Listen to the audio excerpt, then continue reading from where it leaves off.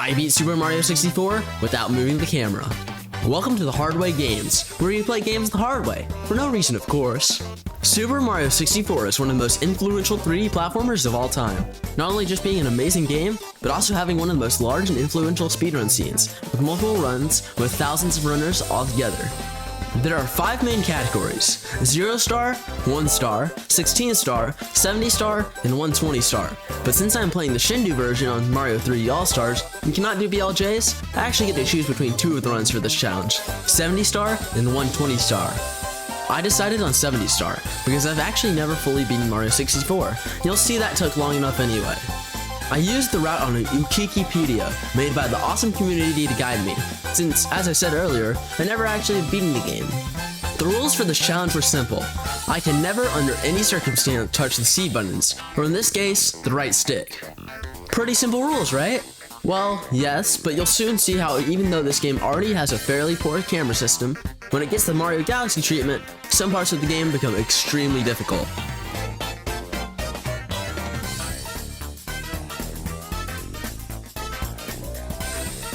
But with all that said, let's get into the challenge.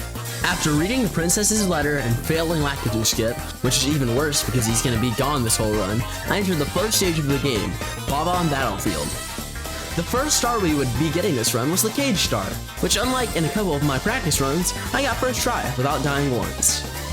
Now it was time for probably the part of the game I was the worst at, the sub 21 second castle slide, and you'll see that from the amount of time I spent on it.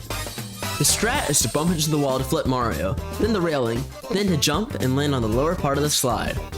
And usually, I would either not flip around when hitting the wall, or my jump would get stolen for some reason. But after 15 minutes of failing, and failing, and failing, I finally got the star, which is totally not foreshadowing for how the rest of the slides would go. After the slide, I entered Womp's Fortress, which I would collect 7 out of 70 stars from, which is 10% of the run, which is weird to think about since we were so early into the run. The first one I got was the 100 coin star, which is pretty simple on this stage, but would not be on other stages. Next, without leaving the stage, I got the red coin star only a little bit later. Then it was time to do a long jump off the stage, before doing a cool side flip wall jump first try for shooting into the wild blue. After that, it was time to kill King Thwomp and steal his star, then also steal another one of his stars from the tower. After which, I used the cannon to get blast away the wall, and the owl to get fallen onto the caged island second try, and then I left Womp's Fortress with 9 stars in hand. And now it was time to go back to the slide, but this time, since you only had to finish the slide, I easily collected my 10th star. Now is when in the 70 star run, you would usually collect the wing cap, but that seems like the most painful thing in the world.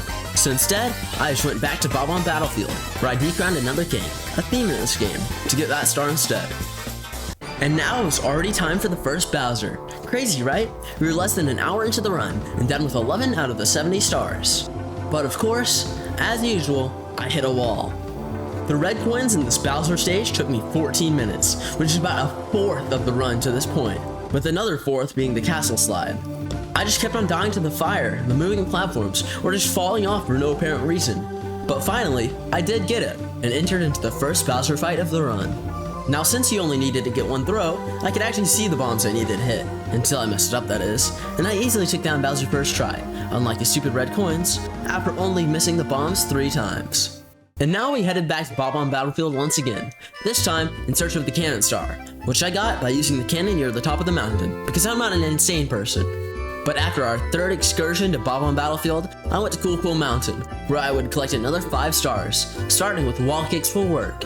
Since, as I said, I'm not exactly a pro at this game, I tried the speedrun strat a couple of times before giving up and going the long way, and taking a lot of deaths, but I did get the star in the end. Next up was time to return the penguin baby to his mom, which I eventually did, but not without some troubles. I kept on just sliding off of places to my demise while the baby penguin just watched and survived. Or one time where I jumped down right next to the mom penguin and returned her baby, but died from fall damage right in front of them both, probably traumatizing them for life. But a try or 2 after that, I safely collected the star. And now it was time for... oh no. Oh no. Another slide star! Ah! Yep, speaking of trauma, now it's time for me to relive mine. as I go back through the 30 minutes of both the slide stars combined. And also Koopa the Quick Star because I didn't want to get the 100 coin star because I was getting very salty. But yeah, there's not much to say except I just kept on falling off the slide in as many ways as you can think of.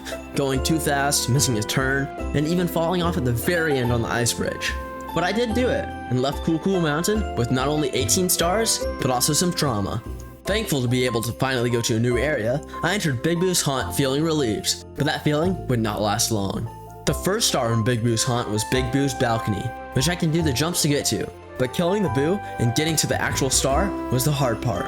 At first, I just didn't know how to kill the Boo, and once I did, I figured out I was really bad at it. And the times when I did kill the Boo, I would fall off of the roof and die to fall damage.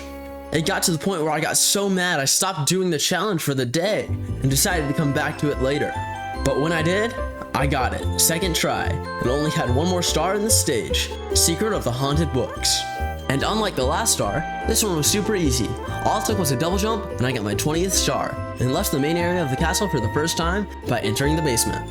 The first star I got was another castle star, this time Myths, which wasn't necessarily a hard star, but it was an annoying star, especially since I couldn't look around corners, taking me just over 3 minutes. But after that, I entered my first basement stage, Shifting Sandland, where the first star I had to get was the hardest. The idea was to use a shell to get to the top of the pillars, then enter the pyramid and do a triple jump to easily collect the star. But what actually ended up happening was me not triggering the flag for reaching the top of a pillar and having to do it again, which ended up in me dying in the quicksand. A lot. Or I would do everything right and just miss the double jump to get the star. But you know me, I never give up, and I collected the star in 25 minutes. The other Shifting Sand land stars were just kind of the steps to get the first one, so I got the Klepto and top of the pyramid stars in no time at all. But after that, it was time for probably one of my least favorite stages in the game, Lethal Lava Land, which literally has lethal in the name, like what? But we had to collect 6 stars here, so let's get into it. First star I was supposed to do was Red Hot Log Rolling, another star that I tried to do a speedrun strat for, but failed. So instead, I got all the other stars, and when I did do it, I did it the casual way, and it was surprisingly simple for a star I saved for last. The stars I did before the Red Hot Log star were the easy red coins, the difficult time-consuming Boil the Big Bully, the slightly easier Bully the Bullies, the annoying Hot Foot It into the volcano, and the more annoying Elevator Tour in the volcano. Then, I said good riddance to Lethal Lava Land and got out of there as fast as I could. And of course, knowing my luck, the next star was also hard, being the chest star, another star that took me way too long. My struggle with this one was getting the chests in the right order while maintaining enough health to not drown. But after a break in 10 minutes, I finally got the chest star. The next star I got was the sub star, which I did the super cool speedrun strat for. But afterwards, it was time for the Manta Ray's Ring star. That's notoriously annoying to get, but it actually wasn't tough for me, just time consuming, as expected. But after Dire Docks, it was time for another Bowser stage, Bowser in the Fire Sea, which, surprise surprise, had more annoying red coins. But this time, it wasn't fire and falling that were my problem, it was fire and lava, much different, and also, maybe some annoying pulls. But like Bowser in the Dark World, I eventually did get the red coins and beat Bowser first try, since once again, it only took one bomb. Now it was time for the first stage on the 3rd floor, Wet Dry World, which is also one of my least favorite stages in the game. And the first star of the 3rd floor, Shocking Arrow Lifts, was just a matter of teleporting up to the top of the stage and then falling down and getting the star. And this also marks the halfway point of the run, as the 35th star. Then I got top of the town, and to be honest, just looking back on Wet Dry World makes me cringe, so I'm going to try and get through this as fast as possible. Next, I got the secret star, and then the elevator star.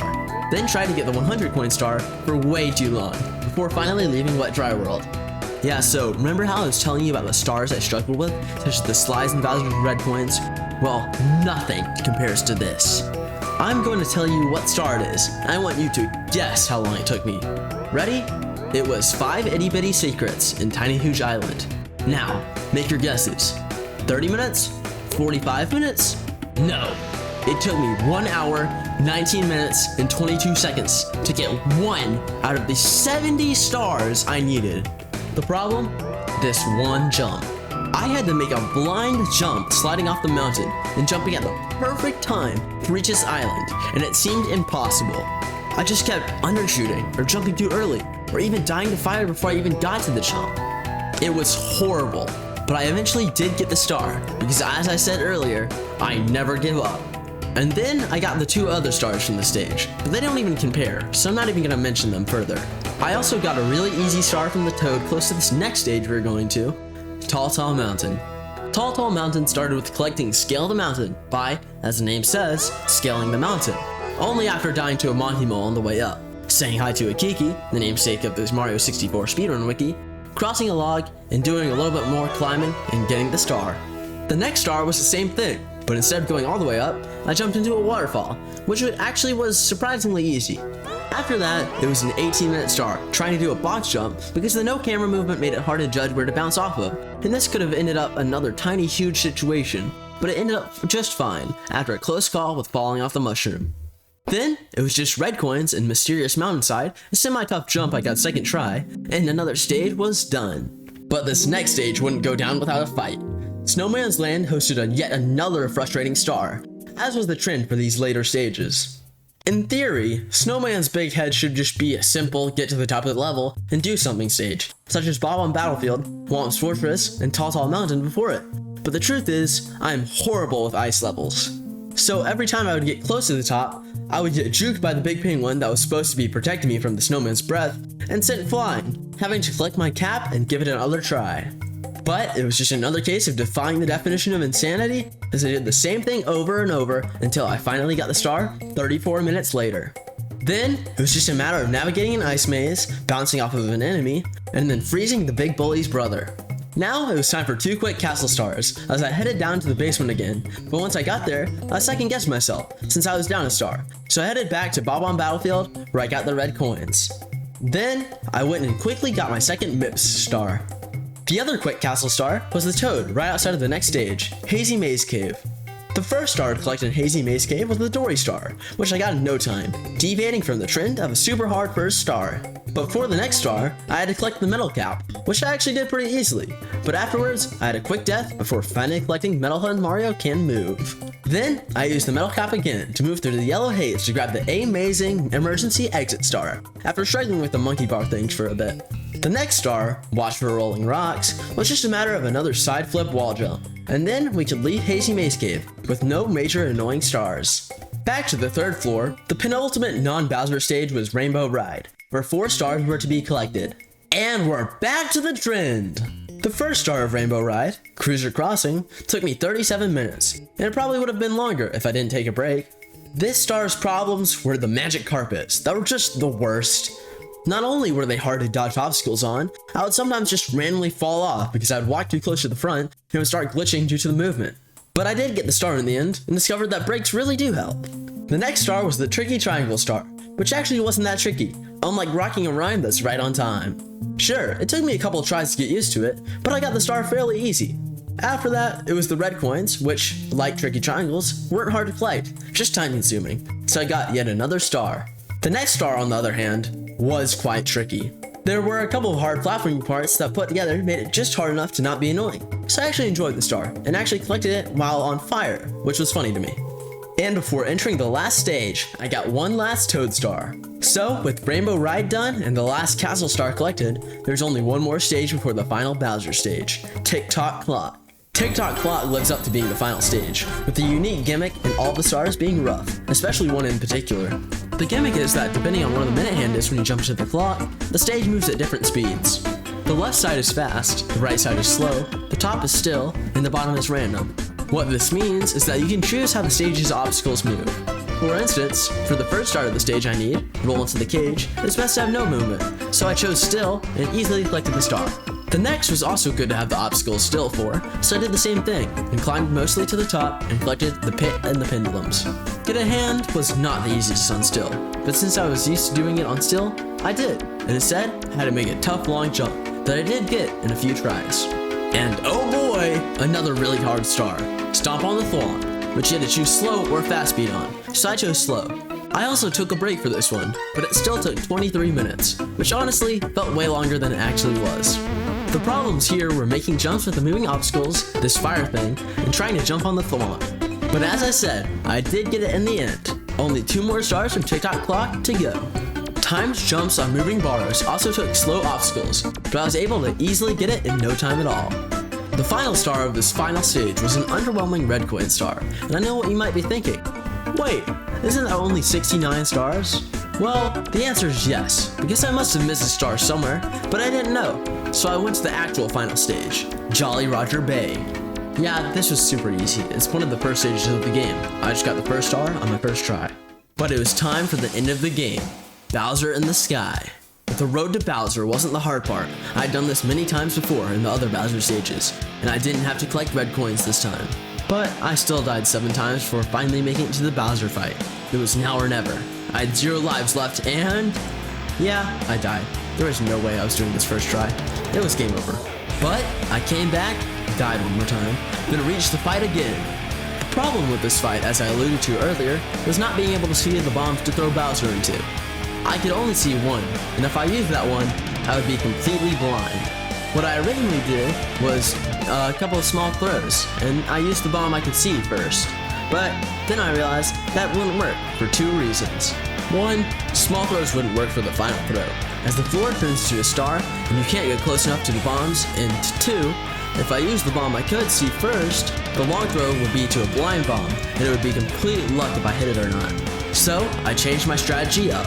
Instead of using the bomb I could see first, I saved it for last, and used short throws to get the off-screen bombs.